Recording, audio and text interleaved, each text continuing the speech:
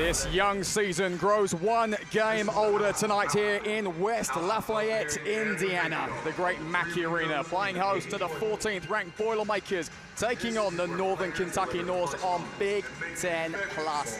A very happy and with that, the freshman Jacobson wins the tip-off, the first freshman to start for the Boilermakers at center since 2007-2008. That was Jawan Johnson. Before that, you have to go all the way back to the 80s to find another Braden Smith. Straight away doing what he wants to do this season, Max, score. Those high ball screens from Jacobson have been lethal in the first couple games, the exhibition games they played and against Corpus Christi. We'll see if Northern Kentucky changes their defense. When they played Texas A&M Corpus Christi, they doubled Smith on those high ball screens, allowing him to pass it off inside. We'll see what Northern Kentucky does to defend that. Vincent doing a really nice job. Faked it the first time, gets the mid-range jumper to Berg checks in, and will probably get extended minutes this game. Also maybe see Burgess as well, who declared that he won't be a red shirt this year on Sunday. And so the Boilermakers have so much depth in this team. As we see a nice one from the corner from Harris. And it's those kickouts that have been super dangerous. Obviously, you have Braden Smith, who's such a good passer, but everyone on this team can pass. Fletcher Lawyer can pass. Kaufman Wren's a very good passer from the interior. Shakari Harris is a good passer. Itidre puts that one up and gets over the head of Berg, and that's a big confidence booster to get it over the size disadvantage that he has. There's been some comparisons of this Boilermaker team to the Baby Boilers, maybe less so the youth, but more the fact that it is going to be that big three. Smith, Lawyer, wide open for a really just short 7-foot hook shot, and he just couldn't hit it. Those are the shots that you need to hit if you're a Itidre. Smith trying to drive around Itidre there, finds Lawyer on the weak side. Lawyer puts that down.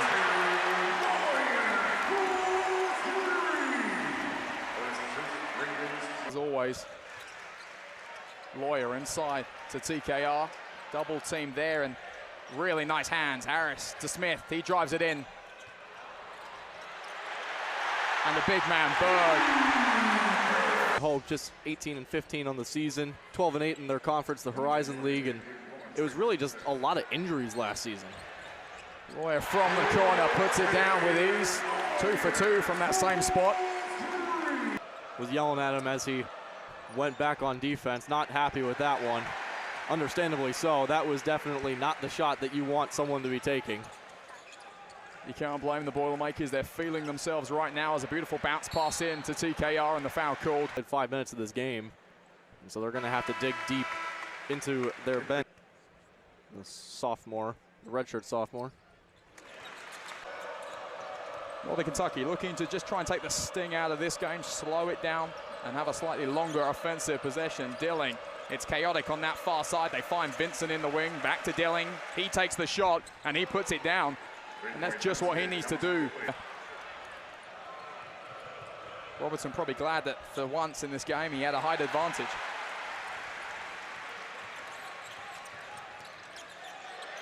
It's been quick action here early in West Lafayette. There's another foul called in the paint. That time, though, I believe Chilombo. When he comes back in the game, Shakari Harris, these are the guys that need to start stepping up with the pass. Maybe the most predictable one, because at least it's with Berg this game, and he has the chance to prove to the Boilermaker faithful why he won't be redshirting this season. And that is why. Physical and dominant inside the paint. Take on size, and in Painter's words, he's actually probably the most complete package out of all those front court players. Itidre with the breakaway here. Cox charges back, Vincent on the left. And a nice transitional play by the Norse. And there, Max, the Norse get lucky, but a lot of players just looking at the ball. Yeah, but it's been a pretty physical game, and great find there into the paint, as Robinson's able to finish that one off. But it's been a very physical game up to this. Out. First can't get that one to fall, and picked up by Pettis the second.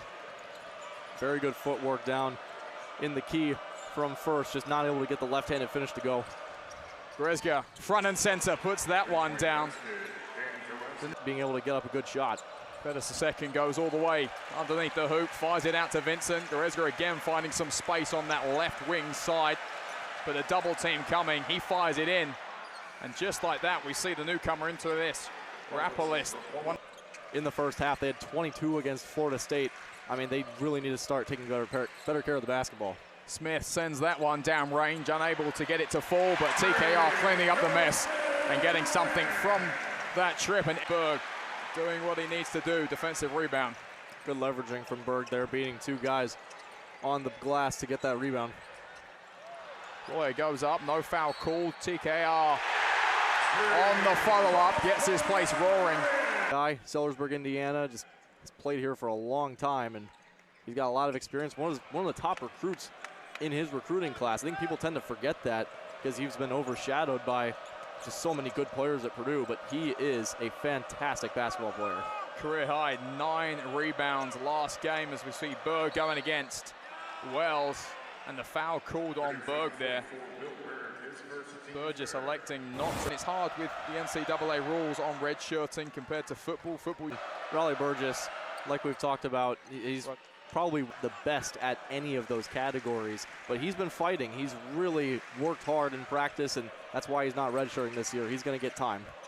Smith dancing around, puts up the mid-range, and that's a beautiful play by the leader, Braden Smith. Some pretty ball. If he wins the regular Big Ten championship this season, would tie Coach Katie with 6. Right now, the Norse just 7 points back, and every moment seem to be gaining more confidence. Pass inside from Harris to TKR. Good pressure though from the Lithuanian, and Lawyer once again open on the weak side.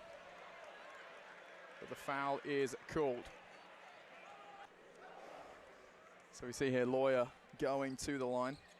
And that one bounces in, double-double getter. He's having a pretty solid game right now.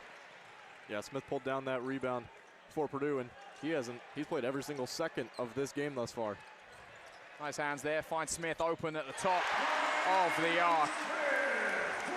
Pettis the second couldn't get that one to fall at the top of the paint. Lawyer thought about it from that corner where he's found himself a home this game. Some hands coming in there from Pettis, and the referee agrees with me. Rising team last year off the bench with 12 points. Would see the Norse get the victory in over. It's a game which is very, very good. I think it was top 50 in Division I. 1 second to go. Vincent puts it up. Forced more than anything. But the pressure good from the Boilermakers. Burgess comes back in. Colvin getting in the air like a homesick angel. It favors the Boilermakers, so maybe Purdue looks to try and speed the tempo up. Lawyer getting down and dirty. Pettis the second, though, finds it, and the Lithuanian will finish the job. Under a minute to go now in a half, which has been, I think, more than interesting, Max. Yeah, it's been kind of a weird one for both teams. Purdue has really finished it out stronger than they started it, that's for sure. Obviously going scoreless for almost 7 minutes. Colvin from the corner, count it!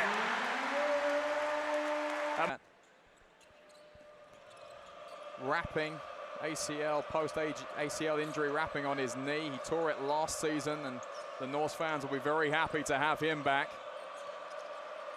Robinson goes against the young freshman Burgess, out to Pettis the second.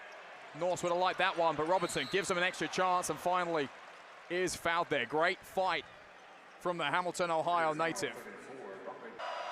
Robinson, the vocal team leader, 33 points last year in that, some of that fight here in West Lafayette. Makes, you mentioned it, they put the threes up, they just have to get that percentage out of the 20s as Smith sends one from down range, but just hitting the backboard. So that is it, 37-24 Max. In here, the second half in West Lafayette. Great to have you with us on Big Ten Plus. The Boilermakers now right to left on your screen in that historic gold, and the Norse in the all black. Lawyer, lots of space here, and that's how you start the second half. And that's the exact way you don't want to start as Northern Kentucky, as head coach Darren Horn just kind of bent over and started talking to the bench. He just couldn't understand just how free Fletcher Loyer was. Loyer found himself open quite a lot. Really nice play there by Tijere, who we saw less of. I didn't think Tijere even had a chance of putting that in with how far away he was from the bucket, but he's got that really long wingspan, so he almost put that in on Berg, but good interior defense. Great double team there. Not one you want to be in, but it means space is elsewhere, and Dilling finds it straight through the lane. It's a fall, and Harris gets airborne and secures it. Berg, though, just needs to show a bit more of that aggression here, because right now, Tijere is getting slightly more on him. He's getting a lot more minutes than what he did against FSU. Be doing a little bit too much, and gives the Boilermakers the ball back. Grosker's really good at finding space where he really shouldn't, kind of fitting through those tight, narrow windows. Loyer takes that one from Smith and takes the 3 points back to the other end. At the end of that first half, the game speeding up and going against the North. They need something here. Berg gets up. Vincent somehow takes it out of his hand, gets the ball back, and Berg swats him down, but there's a foul already. Rebounds, and obviously you've seen what has gone on. The sleeping Lions starting to roar. We haven't heard them roar too many times tonight. More or less through the paint. Smith just assessing his options. Loyer fires in a rocket to Trey Kaufman-Renn, handles that light. Poulos, but just good, better passing from Purdue this half, certainly. The Norse trying to find some quick hands. The problem is their short passes easily defended by the Boilermakers, and that's a really nice job by Wells in the corner. Those things, I mean, Chilumbo had a wide open look as Burgess ended up falling over, but couldn't get it to go. That's a veteran move there by the freshman. Let's Chilumbo go. Regular entrance into last game. CJ Cox did a nice job when he was on, though. Getting on the ground, trying to win the ball back inside to Burgess. Does the Boilermakers go, but not able. Painter saying that he should have played more. As the Boilermakers are, it's sometimes tough to remember who's getting. It's actually the second Big Ten Horizon League game that we've seen this week. That's an aggressive slam down. A lack of movement off the ball is meaning the space is easily closed down by the Boilermakers. Smith trying to find some space of his own. Inside to Berg, and a sweep. Puts it down. Yeah, the switchback was not on. Come on, defense. It almost did sound a little bit desperation, the fact that Purdue has the chance to close this game out, but the defense for the Boilermakers still just giving the Norse some hope. Yeah, Tijere going right at the teeth of the defense right now. He's playing with some aggression on the offensive end. I think he's taking a couple liberties knowing that, you know, Berg can be susceptible to fouling as well. Beautiful play there by the Boilermakers. Loyer trying to press these Purdue centers that, you know, may not have to jump for the ball necessarily just because they're absolutely flies into the paint. Just can't get his hands on it. Yeah, I wouldn't be surprised if Tijere could touch 12 feet with his vertical and his wingspan. And that is exactly. Beautiful pass there into Robinson. Berg try to come forward, and in the end, a foul is called. Yeah, Berg early block it. Talking. And Braden Smith is checking out for the first time in this game. He's played for Cox trying to find some space, looks for his freshman partner, finally gives it to Harris, and Harris tries to go against the Lithuanian. Turn in and burn in, puts that one up, puts it down, and that's a nice move by the freshman. Yeah, Harris just getting stretching their legs. Kaufman-Renn can't hold on to that one, puts it into Loyer. He thinks about it, inside to First, and First. Height dominance over Pettis the second, and gets the 2 points. Yeah, Loyer got very lucky that getting his first bucket of the game. Robinson nearly forgetting the ball there, but it's picked up by the Lithuanian Pivaris. Puts that shot up, the rebound taken by Robinson. Pettis the second gets in there, and then finally the foul's called. Coming. shooting 30% from the field. They were shooting tries. If he misses this one, they get him. And that's the loudest roar of the night. One of the highlights in terms of offense for both sides tonight. He's been the North's best player today, at least in my opinion, without a doubt. I mean, he's been fantastic on the defensive end, on the offensive end, this defense. Two situations there where maybe the North just need to let it go. Under 2 seconds. Pettis, the second, checks up, but it's all rim. Cox on the rebound. That's a beautiful pass from Harris. Lloyd goes up, and that place roars. And that's more what you expect. Especially a guy that's as big and strong as Zach Edey is. You know, it's not like he was exactly a plug-and-play type of guy as a point guard or super mobile, as Vincent hits a nice three there from the corner. But what this pair of freshmen are going to do for the next 4 years. Cox had some space to shoot there, doesn't do it. Another beautiful pass from Harris, and first finishes it off. And that's two nice passes, man. Gets that one. This time, though, too much heat on it. That somehow rolls all the way to Josh Dilling. Robinson found himself on the outside. Not somewhere that he's found himself too much, Max, given that he's been blind. 226. This one all but slow. Yeah, a lot more active on the defensive end, and more active hand. And you've got to work out those kinks heading into the really, really difficult games coming up with Alabama at home, and then you're going to go away and go play Marquette. Cox checks up. Not able to get that one to fall first. Gets the board and gets the points. He's had a really nice closing to this game. Dilling finally sends one, holds it, but that won't make it go in. The Lithuanian put under a lot of pressure. Nice hands though there, and a fellow Lithuanian will put it in. So from one countryman around the horn to the other. A good, but can't see it in. Goretzka and Colvin, it's a matchup maybe we would have wanted to see a little bit more this game, but it's had some moments. You see it there again. You see a foul and you see the frustration of Colvin, and that's a good sign, right, Matt? 70-48, but it's those types of fouls that, well, if you give those away in a two is to get into this Purdue team regularly. And Miles Colvin has see Harris and Cox on the court together too much, but when we did, really nice sparks. Cox unable to get that one to go, and on the rebound you see Burgess there get physical. Interestingly, ball goes away, Northern Kentucky. Pavorius checks, and as we fall under 30 seconds, the Boilermakers will have the chance to just close this one out. Burgess thought about it.